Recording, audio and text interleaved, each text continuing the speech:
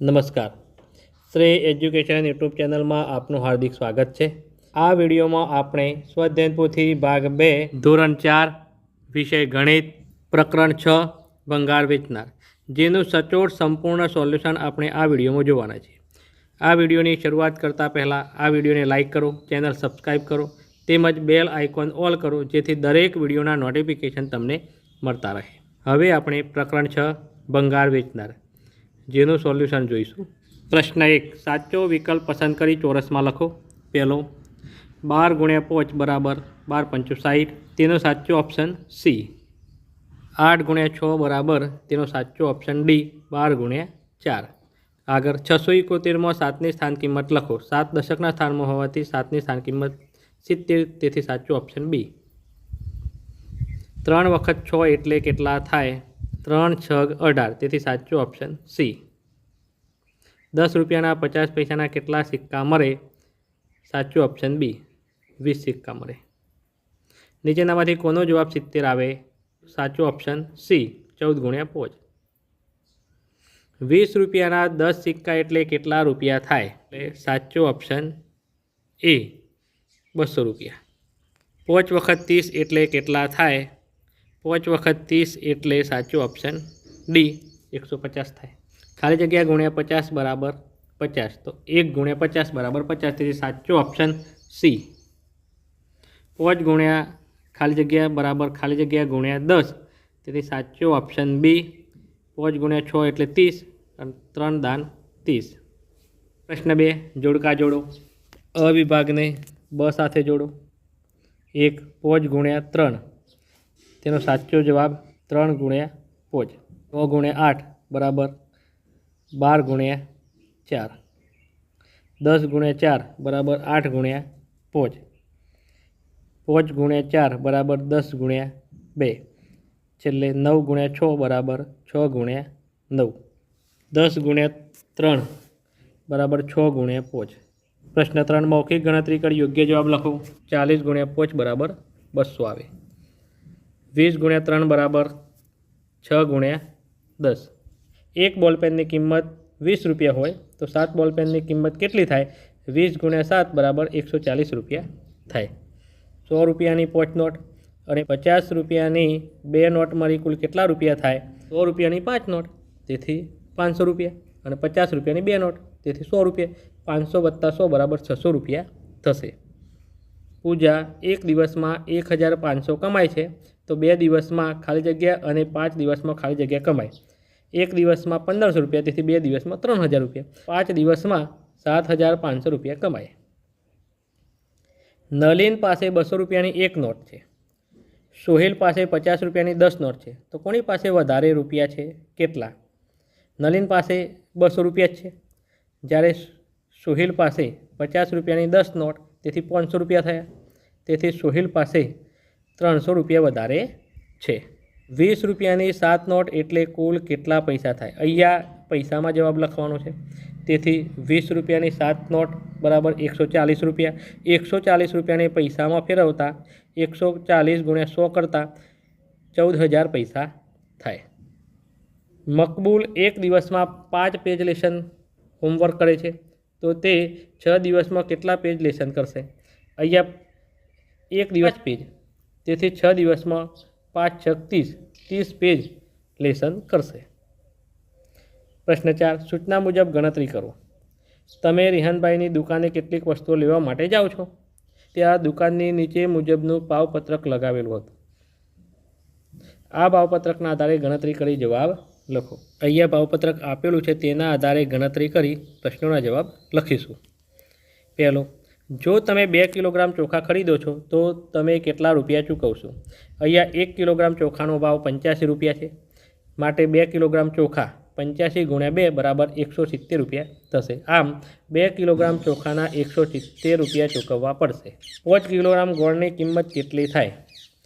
અહીંયા 1 કિલોગ્રામ ગોળની કિંમત 50 રૂપિયા છે, માટે 5 કિલોગ્રામ ગોળની કિંમત 50 × 5 બરાબર 250 રૂપિયા થશે, માટે 5 કિલોગ્રામ ગોળની કિંમત 250 રૂપિયા થાય। તમારે 3 કિલોગ્રામ ખાંડ અને 2 કિલોગ્રામ મગ ખરીદવા હોય તો રોહનભાઈને કુલ કેટલા રૂપિયા ચૂકવવા પડે? અહીંયા 1 કિલોગ્રામ ખોળની કિંમત 35 રૂપિયા, માટે 3 કિલોગ્રામ ખોળની કિંમત બરાબર 35 ગુણ્યા 3 બરાબર 105 રૂપિયા થશે. 1 કિલોગ્રામ મગની કિંમત 70 રૂપિયા, માટે 2 કિલોગ્રામ મગની કિંમત બરાબર 70 ગુણ્યા 2 બરાબર 140 રૂપિયા થશે. માટે કુલ રૂપિયા બરાબર 105 વત્તા 140 બરાબર 245 રૂપિયા થાય. માટે રિહાનભાઈને કુલ 245 રૂપિયા ચૂકવવા પડે. આગળનો દાખલો, તમે 1 કિલોગ્રામ તુવેર દાળ ખરીદી અને તમારા મિત્ર સૌરભે 3 કિલોગ્રામ ચણાની ખરીદી કરી, તો રિહાનભાઈને કોણે વધારે રૂપિયા ચૂકવ્યા? અહીંયા 1 કિલોગ્રામ તુવેર દાળની કિંમત 105 રૂપિયા છે. 1 કિલોગ્રામ ચણાની કિંમત 30 રૂપિયા, માટે 3 કિલોગ્રામ ચણાની કિંમત બરાબર 30 ગુણ્યા 3 બરાબર 90 રૂપિયા થશે. 3 કિલોગ્રામ ચણાની કિંમત કરતાં 1 કિલોગ્રામ તુવેર દાળની કિંમત વધારે છે, માટે રિહાનભાઈને મેં વધારે રૂપિયા ચૂકવ્યા.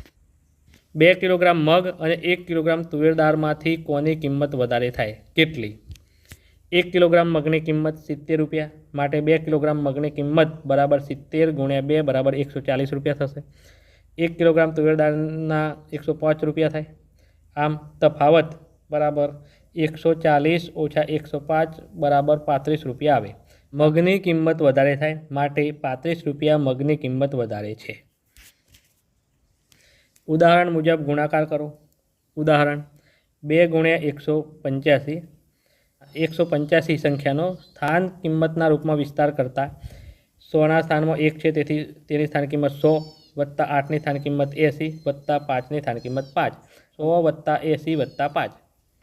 અહીંયા આપણે કોઠાના આધારે ગુણાકાર કરીશું, તેથી 185ની સ્થાન કિંમત ઉપર લખીશું, બાજુમાં 2ની સ્થાન કિંમત લખીશું, તેથી 5, 80 અને 100.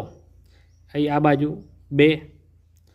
હવે 100 અને 2નો ગુણાકાર 100 ગુણ્યા 2 બરાબર 200. 80 અને 2નો ગુણાકાર એટલે 80 ગુણ્યા 2 બરાબર 160 થશે. છેલ્લે 5 અને 2નો ગુણાકાર 5 ગુણ્યા 2 બરાબર 10. હવે આ તમામનો સરવાળો કરતાં 200 વત્તા 160 વત્તા 10 બરાબર 370 જવાબ આવે. આ જ પ્રમાણે આપણે આગળ ગુણાકાર કરીશું.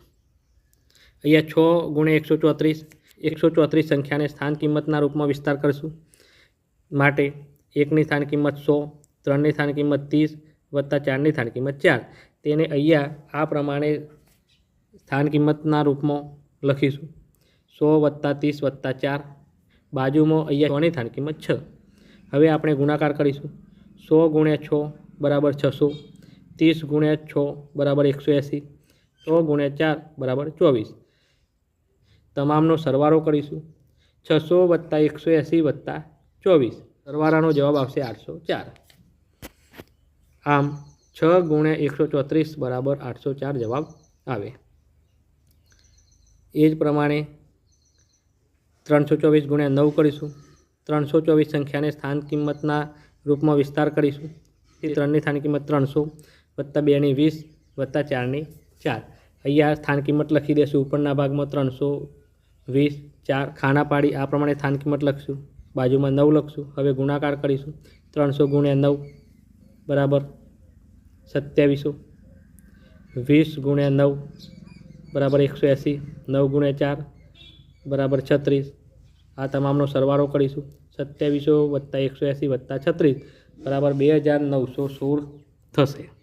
398 ગુણ્યા 7 સ્થાન કિંમતના રૂપમાં વિસ્તાર કરીશું. 300 વત્તા 9 વત્તા 8 ખાના પાડી ઉપર આ રીતના સ્થાન કિંમત લખી દઈશું.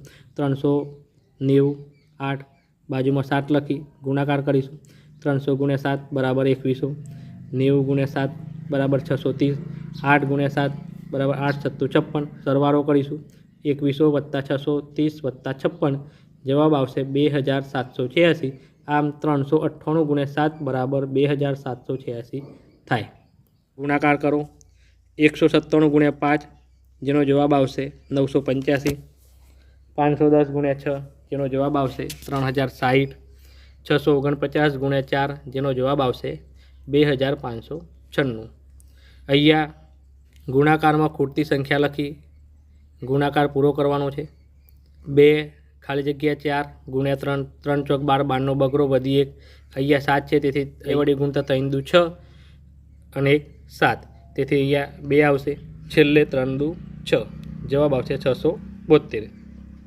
એ જ પ્રમાણે આ ગુણાકાર કરીશું. ખાલી જગ્યા 3 ગુણ્યા 8, 8 તરી 24, 24નો ચોગરો વધી 2, અહીંયા 2 લખીશું. 8 દુ 16, 17 18, 18નો 8 વધી 1, અહીંયા 1 આવશે. 8 1 8, 8 ને 9, આમ 984 જવાબ આવે. પ્રશ્ન 4, ઉદાહરણ મુજબ ગુણાકાર કરો. 23 ગુણ્યા 14. મિત્રો કોઠાના આધારે ગુણાકાર કરવાના છે. ઉદાહરણ પ્રમાણે આપણે ગુણાકાર કરીશું. 23 સંખ્યાને સ્થાન કિંમતના રૂપમાં વિસ્તાર કરતા 20 + 3, 14 સંખ્યાને સ્થાન કિંમતના રૂપમાં વિસ્તાર કરતા 10 + 4. હવે 23 સંખ્યાની સ્થાન કિંમત ઉપર આ પ્રમાણે લખીશું: 20 અને 3, બાજુમાં 10 અને 4. હવે આપણે ગુણાકાર કરીશું. પહેલા ખાનામાં 20 ગુણ્યા 10, જવાબ આવશે 200. બાજુમાં 10 ગુણ્યા 3, જવાબ આવશે 30. નીચે 20 ગુણ્યા 4, 80 જવાબ આવશે. અને 4 ગુણ્યા 3, 12 જવાબ આવશે. આ તમામનો સરવાળો કરતાં 200 + 30 + 80 + 12, જવાબ આવશે 322. 1 નંબર 34 ગુણ્યા 51. સંખ્યાને સ્થાન કિંમતના રૂપમાં વિસ્તાર કરતા 34 = 30 + 3, 51 = 50 + 1. આ પ્રમાણે 4 ખાના પાડી. ઉપર 30 અને 4, બાજુમાં 50 અને 1. હવે ગુણાકાર કરીશું. 50 ગુણ્યા 3 જવાબ આવશે 1500. 50 ગુણ્યા 4 200. 30 ગુણ્યા 1, 30 × 30, 4 ગુણ્યા 1. જે જવાબ આવ્યો તેનો સરવાળો કરીશું. 1500 + 200 + 30 + 4, જવાબ આવશે 1734. 74 ગુણ્યા 15. આપેલી સંખ્યાને સ્થાન કિંમતના રૂપમાં વિસ્તાર કરીશું. જેમાં 74 = 70 + 4, 15 = 10 + 5. ખાના પાડી સ્થાન કિંમતને આ પ્રમાણે લખીશું: 70 4, બાજુમાં 10 5. હવે ગુણાકાર કરીશું. 70 ગુણ્યા 10 700. 10 ગુણ્યા 4 40. 70 ગુણ્યા 5 350. અને 5 ગુણ્યા 4 20. હવે આપણે સરવાળો કરીશું. 700 + 350 + 40 + 20, જવાબ આવશે 1110. 69 ગુણ્યા 5. સ્થાન કિંમતના રૂપમાં વિસ્તાર કરી લખીશું.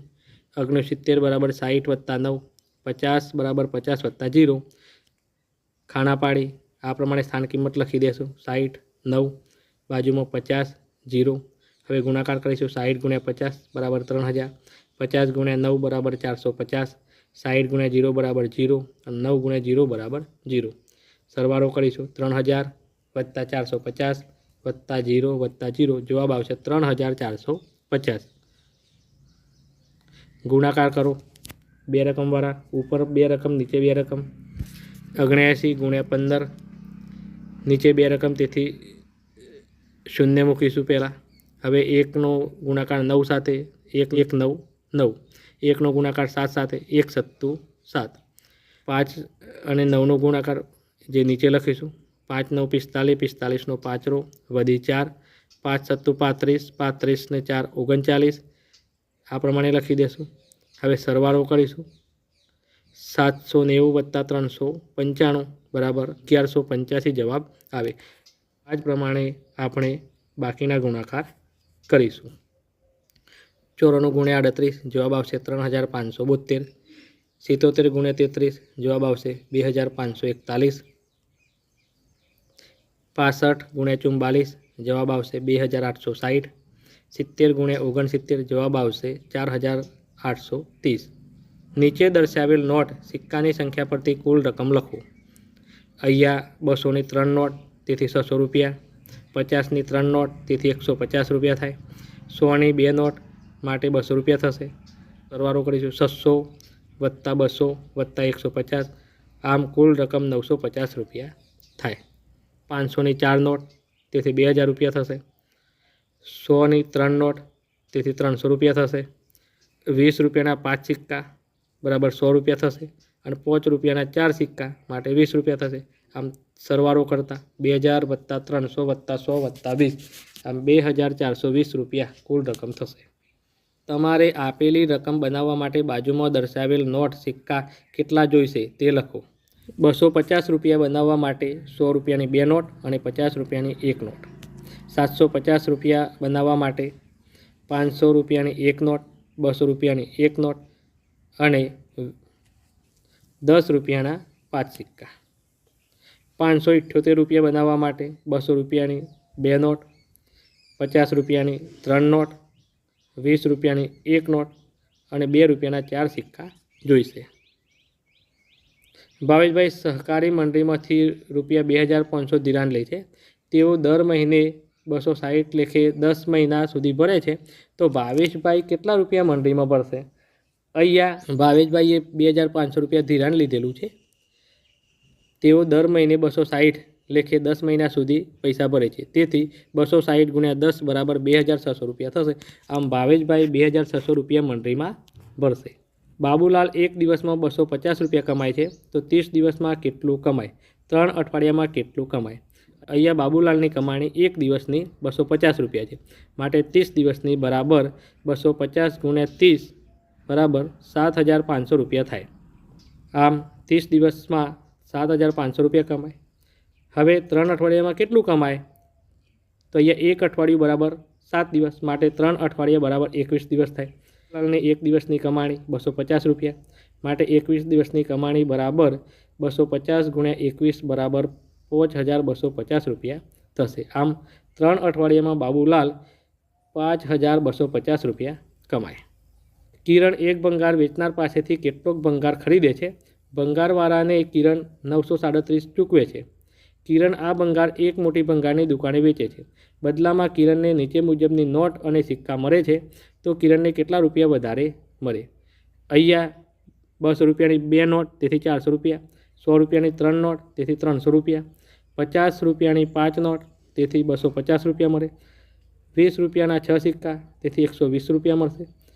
₹10ના 7 સિક્કા, તેથી ₹70 મળે. ₹1ના 8 સિક્કા, આમ ₹8 મળે. આમ તમામનો સરવાળો કરતાં કિરણને મોટી ભંગારની દુકાનેથી મળતી રકમ ₹1148 મળે.